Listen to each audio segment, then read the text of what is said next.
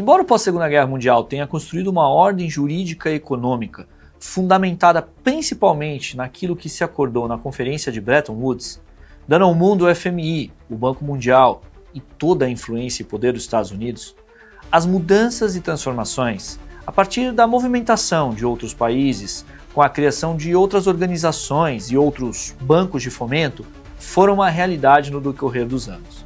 Sistemas regionais de integração foram criados, acordos comerciais foram realizados entre diversos países e blocos surgiram com as mais diversas características, desde o Benelux e a União Europeia até o CARICOM, a Comunidade do Caribe, por exemplo. De qualquer maneira, Bretton Woods foi um marco, pois representou não somente uma proposta central para as relações internacionais, como demonstrou o poder de uma potência vitoriosa da Grande Guerra.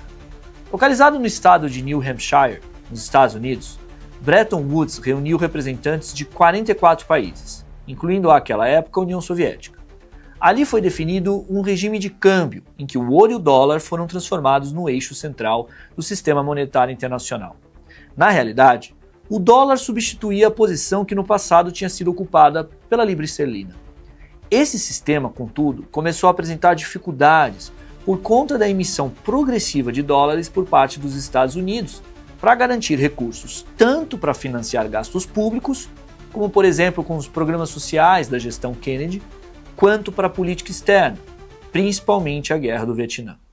Isso resultou em uma espécie de inflação exportada para a economia mundial. No ano de 1971, diante do desgaste do sistema padrão ouro, Richard Nixon, então presidente dos Estados Unidos, decidiu quebrar o acordo feito em Bretton Woods. Ele suspendeu a conversibilidade do dólar ao ouro e desvalorizou a moeda americana, liberando seu preço em relação ao ouro e outras moedas. Com isso, a partir da reforma monetária feita na reunião da Jamaica em 1976, os países oficializaram a flutuação livre da taxa cambial. Inaugurava-se uma nova ordem monetária, que facilitava as idas e vindas do capital à procura de rendimentos, fugindo de crises e perdas. Esse sistema propicia a formação de ambientes que, ao mesmo tempo que podem reerguer economias de certas regiões, podem proporcionar o colapso de outras. Exemplos na história do século XX não faltam. Imensos investimentos seguidos da fuga de capitais especulativos marcaram o México nos anos de 1994 e 95, obrigando o país a buscar ajuda internacional. Foi o famoso efeito tequila, que respingou em outros países após derrubar o PIB mexicano em mais de 7%, dobrar o desemprego e fazer a inflação saltar de 7,1% em 1994 para mais de 48% em 1995. No Sudeste Asiático, a especulação monetária causou a profunda crise dos tigres asiáticos, assim como também na Rússia e no Brasil nos últimos anos do século. Deste modo, o sistema monetário internacional contribuiu para o crescimento da disparidade entre os países e o incremento da desigualdade e da exclusão. Diante disso, países fora do eixo Estados Unidos e Europa, com relevância econômica e dimensões territoriais consideravelmente extensas, formaram um agrupamento para fazerem frente principalmente a esse modelo construído em Bretton Woods e ao poderio econômico norte-americano, buscando uma articulação político-diplomática e a cooperação em diversos setores. No ano de 2001, com esse norte, foi criado o BRIC. A sigla nasceu a partir da ideia de um economista do banco Goldman Sachs, chamado Jim O'Neill, que pensou em um artigo de sua autoria em identificar países emergentes que apontavam no horizonte com potencial de protagonismo no século XXI. Ou seja, países que deveriam ser mais centrais na governança global devido à performance econômica deles no início do novo século. Brasil, Rússia, Índia e China fundaram então esse grupo, com o objetivo inicial de dialogar sobre grandes temas da agenda internacional e fortalecer politicamente suas posições em comum, com o escopo de equilibrar e legitimar a ordem internacional. Nesse sentido, ao ser fundado, procurou aumentar a influência dos países que são conhecidos por alguns autores como integrantes do Sul Global, um conceito geopolítico que divide as relações internacionais entre os países com maior poder e influência, como os Estados Unidos e os europeus, e aqueles que seriam então secundários, embora participassem das mesmas instituições jurídicas internacionais que os primeiros. Esses países com grupo estariam, portanto, buscando melhorar a legitimidade, a equidade e a eficiência das instituições globais já existentes, como a ONU, a OMC, o Banco Mundial e o próprio FMI. O primeiro encontro do grupo ocorreu a partir da reunião dos ministros das relações exteriores do Brasil, da Rússia, da Índia e da China no ano de 2006, paralelamente à reunião da Assembleia Geral da ONU. Já no ano de 2009, tomou lugar a primeira reunião de cúpula dos chefes de Estado desses países na cidade de Ekaterimburgo, na Rússia. O ano de 2008 foi marcante para o grupo, pois a crise financeira que abalou as estruturas financeiras dos Estados Unidos e da Europa, tendo efeitos e consequências em todo o mundo, fez com que os 4 países fundadores buscassem atuar de forma previamente concertada no âmbito do G20, do FMI e do Banco Mundial, visando oferecer propostas de reformas da governança econômica e financeira internacional. A ideia continuou, como não poderia deixar de ser, a de tentar aumentar o peso relativo dos países emergentes na economia global. O ano de 2011 foi marcado pela incorporação da África do Sul. Com isso, o acrônimo original de BRIC ganhou um S, tornando-se o que mais escutamos hoje, BRICS. Foi a primeira expansão do grupo. Mais recentemente, no ano de 2023, durante a cúpula de Joanesburgo, decidiu-se por uma segunda expansão. 6 países juntaram-se aos 5 primeiros, formando a diagramação atual do grupo. Isto é, juntaram-se aos fundadores e a África do Sul, efetivamente no ano de 2024, a Arábia Saudita, o Egito, os Emirados Árabes Unidos, a Etiópia, a Indonésia e o Irã. Além dos países que fazem efetivamente parte do grupo, existem aqueles que são conhecidos como parceiros, uma categoria criada na cúpula de Kazan, no ano de 2024. São os atuais parceiros: Belarus, Bolívia, Cazaquistão, Cuba, Malásia, Nigéria, Tailândia, Uganda, Uzbequistão e o Vietnã.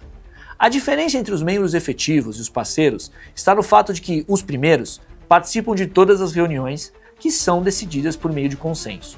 Já os parceiros são convidados a participar da cúpula de chanceleres, isto é, da reunião que envolve os ministros das relações exteriores de cada país. Todavia, podem estar presentes em outras reuniões, se forem chamados e houver consenso entre os membros em convidá-los.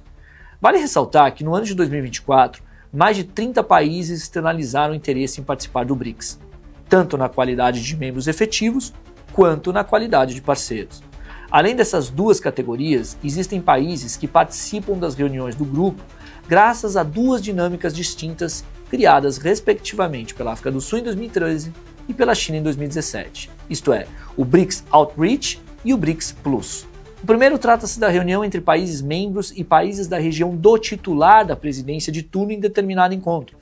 Já o segundo é a reunião entre países membros do BRICS com aqueles convidados que não são da região do país da presidência de turno. Assim, ao longo dos anos, o recente grupo permaneceu como um mecanismo informal, não constituindo efetivamente uma organização internacional. A sua presidência, contudo, é exercida de forma rotativa entre seus membros, seguindo a seguinte lógica: ela segue as letras do acrônimo, ou seja, quando o Brasil preside o grupo, o próximo a presidir será a Rússia, depois a Índia e assim por diante. A duração da presidência é de 1 ano, começando sempre no dia 1º de janeiro e terminando no dia 31 de dezembro do mesmo ano. Com o acréscimo de países membros, ainda está por ser definida uma nova regra sobre como será feita a rotatividade. A importância em presidir o grupo está no poder de definir as prioridades da agenda e organizar a cúpula anual. No ano de 2025, a presidência do grupo é exercida pelo Brasil. A pauta principal tomada pelo país é a reformulação da governança global, ou melhor, a busca por discutir o maior equilíbrio nas relações internacionais, além de fortalecer a participação dos países que se encaixam nesse conceito de sul global.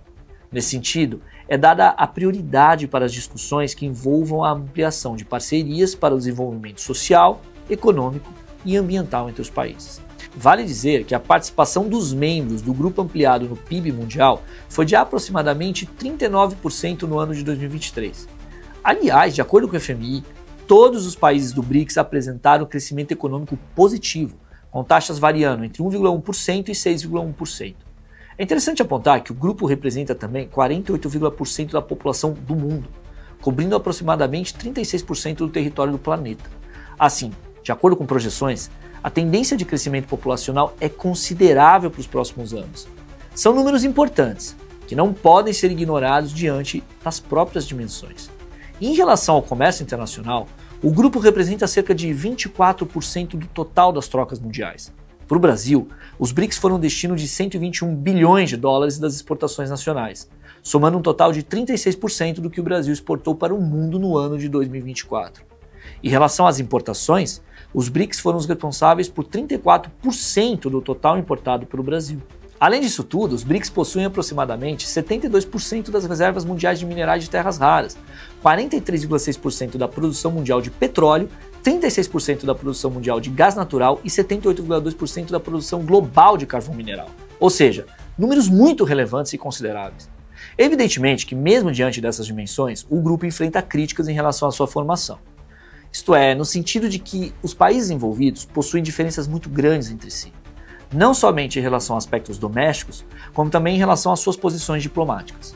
Uma das críticas mais contundentes está no fato de que, entre os membros fundadores, temos duas grandes democracias, o Brasil e a Índia, e dois estados autoritários, a Rússia e a China.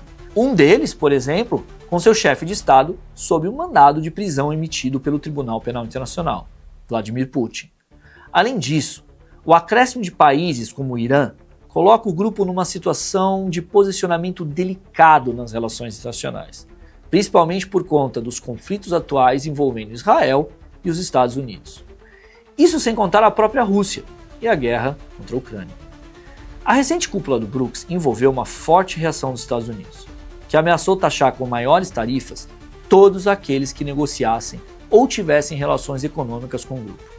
A gestão de Donald Trump enxerga o grupo como uma ameaça à influência norte-americana no sistema monetário internacional, principalmente por conta dos movimentos que o grupo faz em buscar criar uma alternativa para o dólar no mundo.